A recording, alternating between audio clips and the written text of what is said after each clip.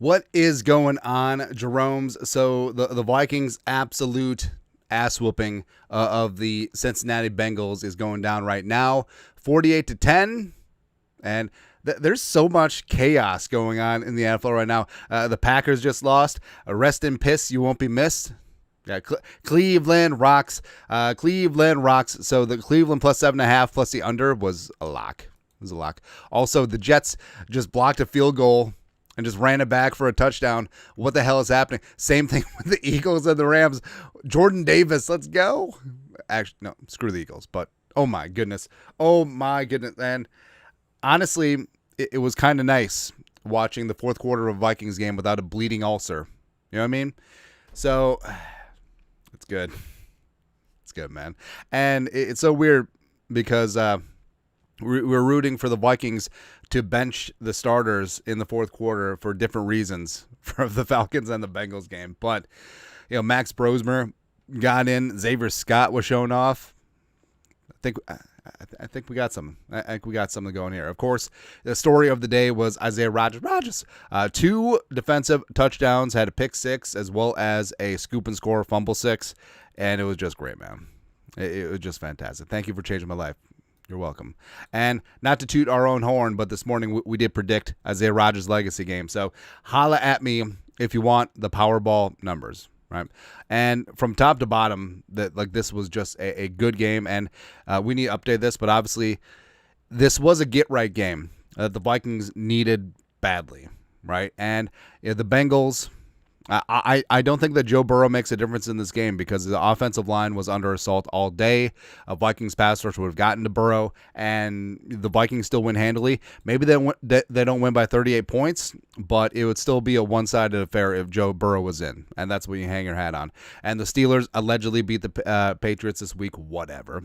The Browns, love the Browns this week. We'll see. But the Vikings head on their European excursion with some wind in their sails, 2-1, getting it done. And I understand the unevenness of the first 2 weeks. No, you do not put all the blame on J.J. McCarthy. The offensive line played really well outside of just adding Darisaw back into the mix. But I feel like it's a spot where the Buccaneers are coming back too. Let's go. Egbuka. But it's a spot where all things came together at once. Where first 2 games, it was really hit or miss. Fourth quarter against the Bears was great for the offense. The defense did what it could, really imposing their will. But everything came together in one beautiful day for the Vikings. Derek Baker, $20. Kudos, Andy. You called the blowout. Defense did Jim Marshall proud. Yes. This was, they had about 100 Vikings alumni in town. It really was a homecoming game. This is the northwestern state of the NFL. Logo AM, $2. Do you think McCarthy will still be the starter? Yes. I think that Wentz was solid. 14-20, $173, 2 touchdowns. I think he had like a 120 quarterback rating. And I'll say this. It did take a while for him to settle down. And first half, so the 3 sacks that were against him, I think at least 2 were his fault, where he got a clean pocket. He had time.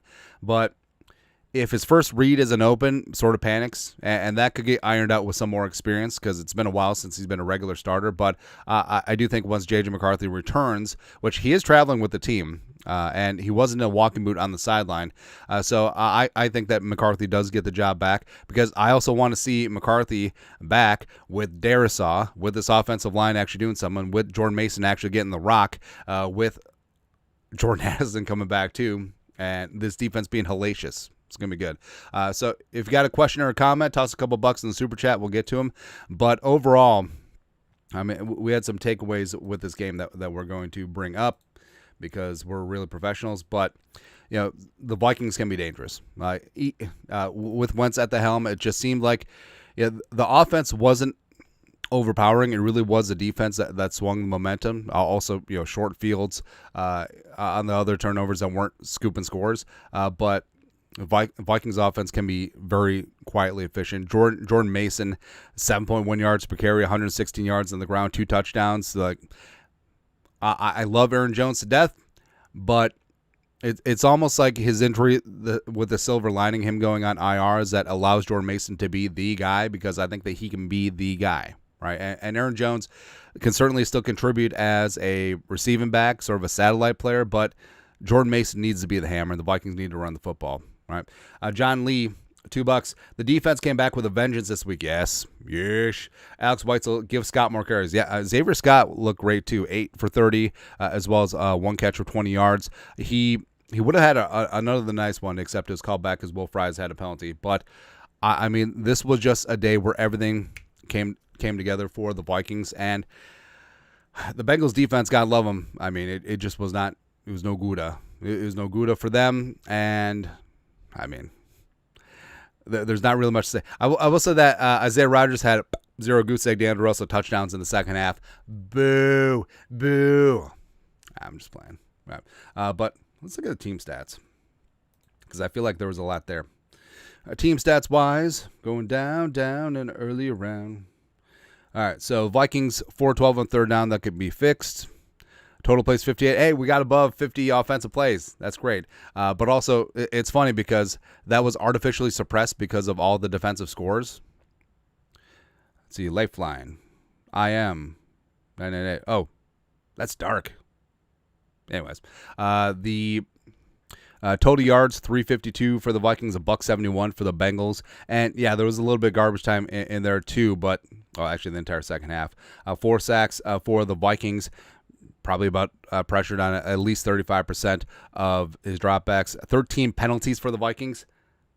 It's something that definitely needs to be cleaned up. Like, this was a game, obviously, you feel great about, but I feel like there's a lot of things that this team can clean up too. So it's a perfect scenario for coaches where you can celebrate your guys, but you can also chew some asses. Right, Thomas Larson, $5. CBS is on the loser block for switching games. Great win, Skull. Yeah, I saw a lot of people out of market where the game got switched. That's BS.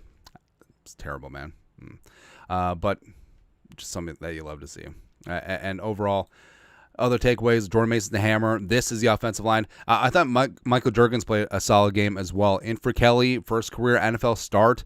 New quarterback beneath him with Carson Wentz versus he does have some experience with J.J. McCarthy.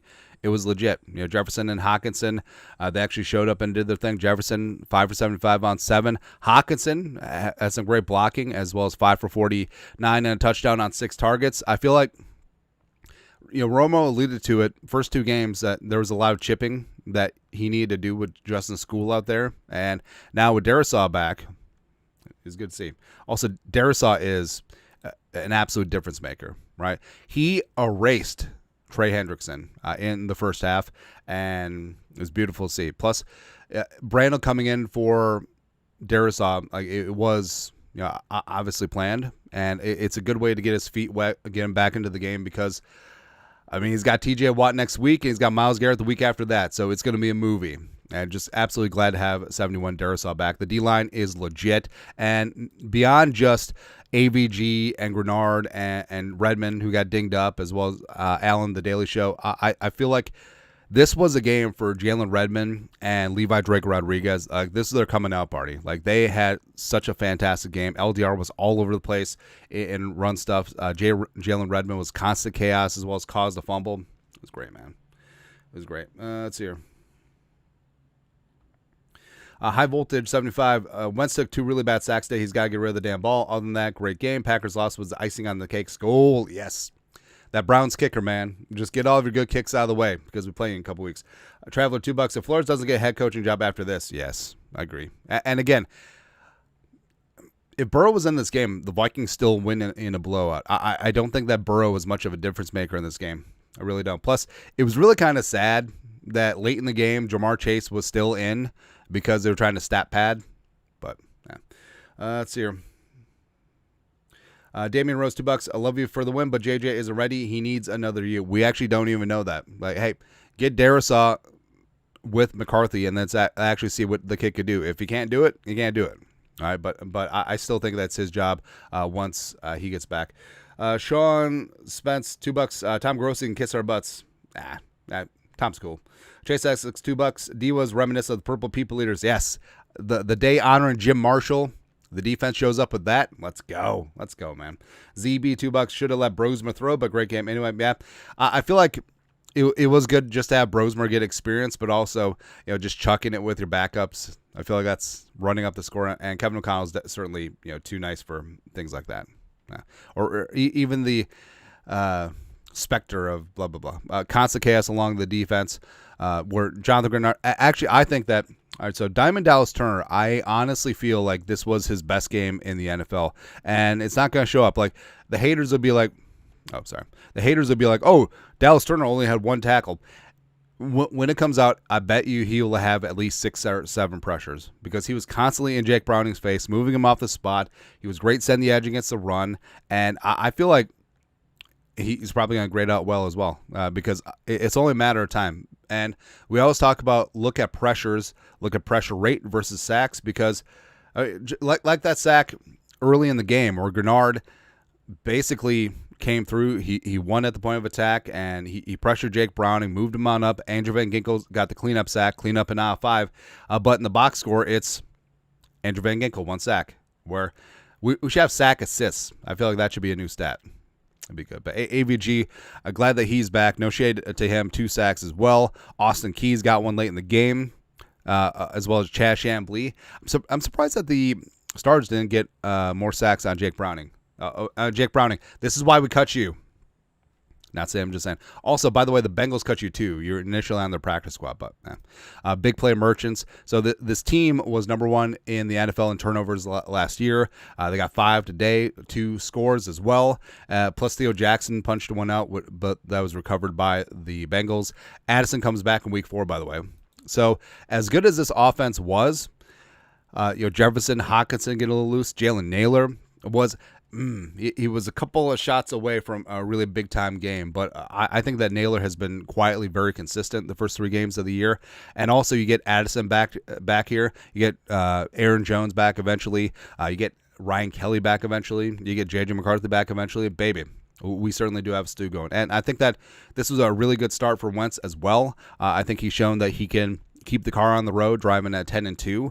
And I think that defensively, this was already a Super Bowl caliber team, as well as if this offense starts clicking and getting their stuff together, on top of Will the Throw, just booting one from 62 yards, which would have been good from 70.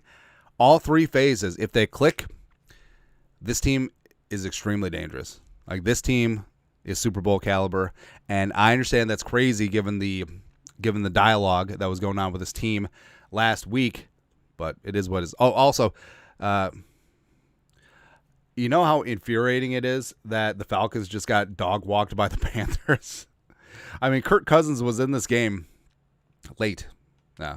But looking at the scores, Broncos, Seahawks up 2 touchdowns. Sam Darnold, let's go. But Packers lose. Colts continue to be hot 3-0. Bengals obviously got blown out. Steelers won because the Patriots literally handed them the game. Like, it was not impressive at all. So I can't wait to whoop the Steelers' ass next week in Dublin. The Rams were up by 19 at some point in this game, but then the Eagles were like, nah, bro. So the Jets blocked a field goal, ran it back for a touchdown. Then the Bucs and Baker just marched down and did the damn thing. Wow. You got the Commies and the Raiders. Really not competitive type game. Yeah, Commies, even with Mariota, put up a 41 burger. Let's go. The Panthers just completely destroyed the Falcons, and it makes you feel terrible. But also, any given Sunday, yeah. And the Jaguars and the Texans, like this was just gross. BTJ, yeah. But overall, I mean, what a wild day. And this was certainly a game that the Vikings needed. I'm glad they could get it done. And stay tuned. We'll have winners and losers on the channel in a hot second. And thank you, everyone who came along on this journey, halftime as well as postgame, as well as everyone who tossed a couple bucks in the super chat. Thank you. You guys are the absolute best.